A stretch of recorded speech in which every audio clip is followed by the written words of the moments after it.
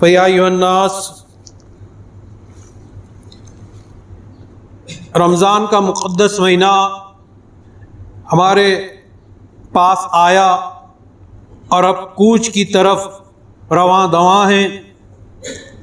رمضان کا یہ وہ مہینہ ہے جو برکت والا ہے، کیونکہ اس مہینے میں اللہ تعالیٰ اپنی رحمت کے ساتھ اپنے بندوں کی طرف متوجہ ہوتا ہے اور اپنے بندوں پر مہربانی فرماتا ہے، اپنے بندوں کے گناہوں کی مغفرت فرماتا ہے، اپنے بندوں کی دعاؤں کو قبول فرماتا ہے۔ اس مقدس مہینے میں جن لوگوں کے دل اللہ کی طرف لگے رہتے ہیں اور اللہ کے لیے بھوکے پیاسے رہتے ہیں، ان لوگوں کے لیے اللہ تعالیٰ اپنے فرشتوں کے سامنے اپنے بندوں کی تعریف کرتا ہے، ایسے بندوں کی، اور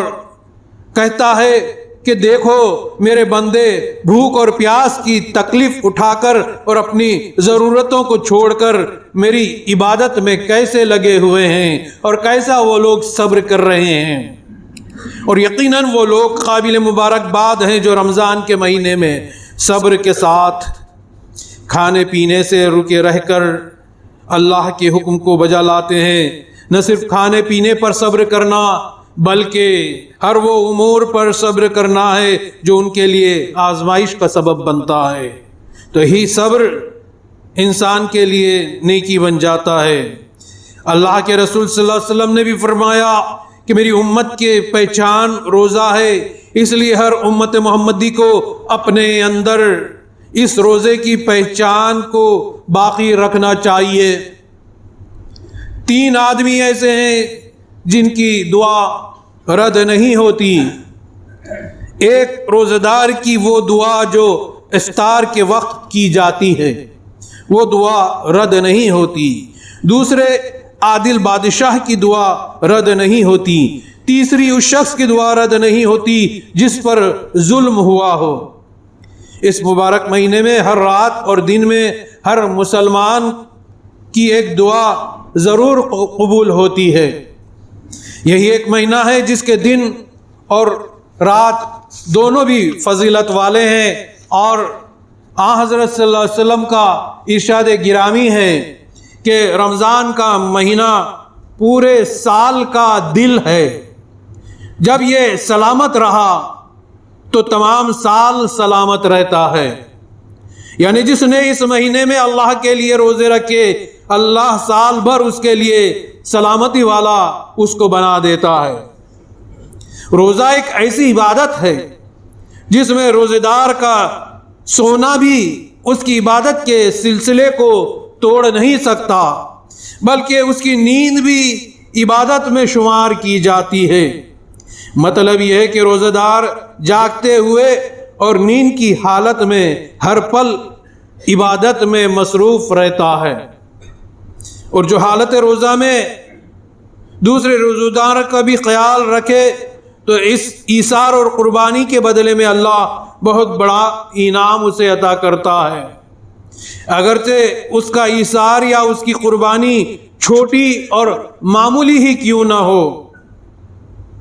لہذا حضور صلی اللہ علیہ وسلم نے فرمایا کہ جو شخص روزے دار کو ایک کھجور کھلاتا ہے یا ایک گھونٹ پانی پلاتا ہے اور پانی سے افطار کرائے تو اللہ کی رضا اور خوشی پا لیتا ہے، اور اگر کوئی شخص روزے دار کو پیٹ بھر کھلائے تو اس شخص کو اللہ تعالیٰ میرے حوض کوثر سے پانی پلائے گا۔ نبی کریم صلی اللہ علیہ وسلم کا اس طرح سے ارشاد گرامی ہے۔ اس طرح اللہ تعالیٰ کی رضا اور رسول صلی اللہ علیہ وسلم کی خوشی کی خاطر غریب اور مسکین کی مدد کرنا اور دوسروں کی ضرورتوں کو پورا کرنے کی خاطر اپنی ضرورتوں میں سے کمی کر کے کسی کی مدد کرنا، یہاں تک کہ دوسروں کی بھوک مٹانے کے لیے اپنی بھوک کی پرواہ نہ کرنا، ایک مومن کی خصوصیت ہوتی ہے جن کے ذریعے ایک مسلمان اپنے آپ کو دوزخ کی آگ سے بچاتا ہے۔ اور رمضان کی فضیلت اور اس کی شان ملاحظہ فرمائیے کہ اللہ تعالیٰ نے سال میں 12 مہینے عطا کیے ہیں، اور یہ 12 مہینے حضرت یعقوب علیہ السلام کے 12 بیٹوں کی طرح ہیں، اور ان 12 بیٹوں میں جس طرح یوسف علیہ السلام حضرت یعقوب علیہ السلام کو سب سے زیادہ چہیتے تھے، اسی طرح رمضان المبارک کا مہینہ بھی اللہ تعالیٰ کے پاس سب سے زیادہ پسندیدہ اور چہیتا ہے۔ اور جس طرح سے حضرت یوسف علیہ السلام کی دعا سے اللہ تعالیٰ نے حضرت یعقوب علیہ السلام کے 11 بیٹوں کی بخشش کر دی تھی، اسی طرح اللہ تعالیٰ بھی 11 مہینوں کے گناہوں کو جو انسان سے سرزد ہوتے ہیں ان کو رمضان المبارک کی برکت سے معاف کر دیتا ہے۔ یہ وہ مقدس مہینہ ہے۔ محترم شامعین جمعہ، شائقین جمعہ،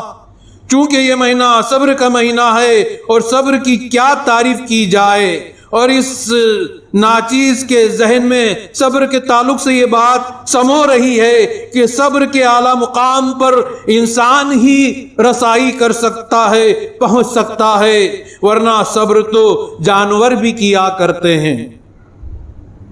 جانور کو اگر کھانا نہ دیا جائے تو وہ بھوکا رہ کر صبر کر لیتا ہے، مگر اس کے برخلاف انسان کا صبر بہت اعلیٰ ہوتا ہے۔ کیوں کہ انسان خدا کے لیے بھوکا رہ جائے اور اس کے سامنے کھانا لا کر رکھا جائے تو انسان اس بات کا اختیار رکھتا ہے کہ وہ کھانا کھا سکتا ہے، مگر اپنے اختیار کی آزادی کے باوجود انسان کھانا نہ کھا کر اللہ کے لیے وہ بھوکا رہتا ہے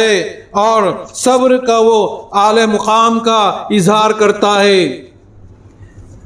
اور ایک 12-13 سال کا بچہ جس نے روزہ رکھا ہے، اور اس بچے کے سامنے دنیا کے بہترین پکوان رکھ کر کمرے کا دروازہ بند کر دیا جائے اور اسے کہا جائے کہ تجھے یہ اختیار ہے کہ تو جو چاہے بند کمرے میں کھا سکتا ہے، تجھے کوئی دیکھنے والا نہیں، مگر اس کے باوجود وہ بچہ روزے کی حالت میں کسی بھی کھانے کی طرف ہاتھ نہیں بڑھائے گا۔ یہ ہے روزے کی کیفیت کہ روزہ انسان کے اندر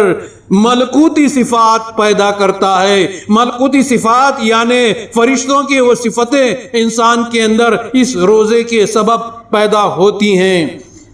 خوش نصیب ہیں وہ مسلمان جو اس مہینے کو روزوں عبادت، تراویح، تلاوت قرآن اور آخر عشرے میں اعتکاف میں گزارتے ہیں، کیونکہ اعتکاف وہ عبادت ہے جس میں بندہ اپنے دنیا کے تمام معاملات، اپنے تمام تعلقات اور اپنی تمام مصروفیات کو چھوڑ کر اللہ تعالیٰ کی بارگاہ میں حاضر ہوتا ہے۔ اس لیے قابل مبارکباد ہیں اعتکاف کرنے والے، اور قابل مبارکباد ہیں وہ مہدوی حضرات جنہوں نے 1000 مہینوں کی عبادت سے بڑھ کر ثواب عطا کرنے والی شب قدر کو مہدی موعود علیہ السلام کے طفیل میں پایا اور اس میں 2 رکعت دوگانہ لیلۃ القدر ادا کی، کیونکہ یہ رات خصوصیت سے مہدی موعود علیہ السلام اور آپ کے ماننے والوں پر ظاہر کی گئی، اس لیے لیلۃ القدر پڑھنے والے بھی قابل مبارکباد ہیں۔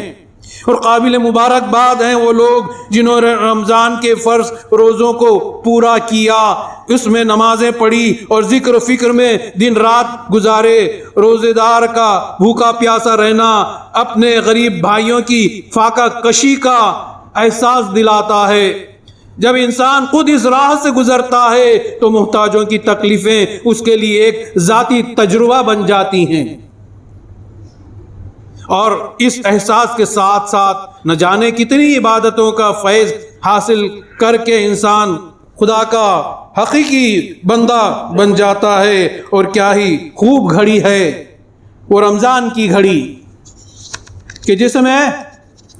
جمعہ کا دن ہو۔ جس طرح رمضان کا مہینہ تمام مہینوں میں نیکیوں کی وجہ سے سردار ٹھہرا ہے، اسی طرح تمام دنوں میں جمعہ کا دن سردار ہے۔ اس میں ایک ساتھ ایک گھڑی ایسی ہے کہ جس میں بندے کی دعا اللہ تعالیٰ قبول کرتا ہے۔ یہ رمضان کا آخری جمعہ ہمیں ایک بار پھر موقع دے رہا ہے کہ ہم اپنے گناہوں کی توبہ کر لیں۔ جمعہ کا دن اور پھر رمضان کی گھڑیاں ہمیں ایک بار پھر دعاؤں کا موقع مل رہا ہے، اور دعاؤں کے قبول ہونے کے لیے ضروری ہے کہ دل اللہ کی طرف متوجہ رہے۔ اگر اس کے برخلاف صرف زبان دعا کرتی ہو اور دل اللہ سے غافل اور لاپرواہ ہو تو وہ دعا کیسے قبول کی جائے گی؟ اور اگر جمعہ کی فضیلت کے ساتھ ساتھ رمضان المبارک کی برکتیں بھی الوداعی رمضان میں ہمیں مل جائیں تو روحانی اعتبار سے ہم کو کیا کیا نہیں مل سکتا۔ ماہ سیام کا یہ آخری جمعہ، یہ عظیم اجر و ثواب کا دن ہے۔ یہ الوداعی جمعہ رمضان کے مقدس مہینے کی رخصتی کا پیغام لے کر آیا ہے، اور جو خوشی ایک لمبے سفر کے بعد جب منزل کے قریب پہنچنے پر ایک مسافر کو ہوتی ہے، وہی خوشی یہ الوداعی جمعہ ہمارے لیے لے کر آیا ہے۔ مگر اس خوشی کے ساتھ ساتھ دل تھوڑا سا مایوس یوں بھی ہے کہ رمضان کا روح پرور منظر کی اب آخری ساعتیں رہ گئی ہیں، ان سے بھی ہم اب رخصت ہونے والے ہیں۔ جو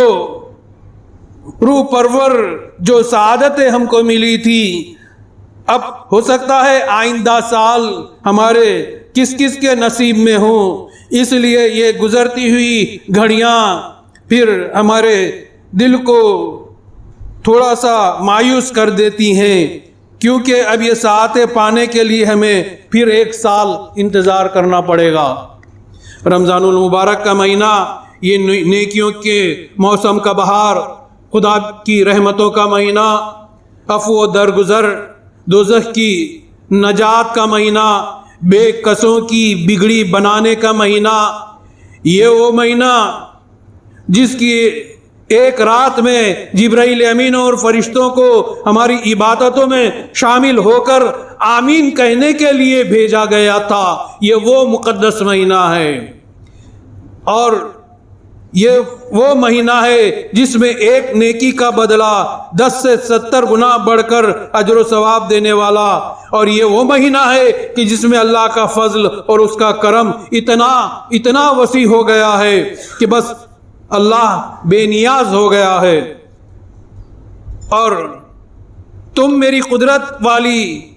رات میں چند لمحہ عبادت کے لیے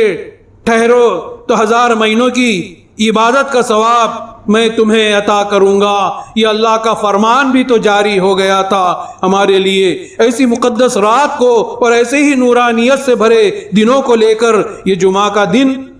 ہمارے لیے کچھ دیر کے لیے ٹھہر کر ابھی ہمارے لیے ٹھہرا ہوا ہے، مگر گزرتے وقت کو پر لگ جاتے ہیں، ہم اسے روک نہیں پاتے۔ اسی طرح سے یہ رمضان المقدس کا مہینہ یہ یہاں سے ہم سے رخصت ہو رہا ہے۔ آئیے ہم سب مل کر اس ودا ہوتے ہوئے رمضان کے جمعہ کو بڑے ہی احترام اور عاجزی سے رخصت کریں، اور خدا سے دعا کریں کہ اے تمام عالموں کے پالنہار پروردگار، تیری بندہ پروری اور رسول و مہدی کی طفیل میں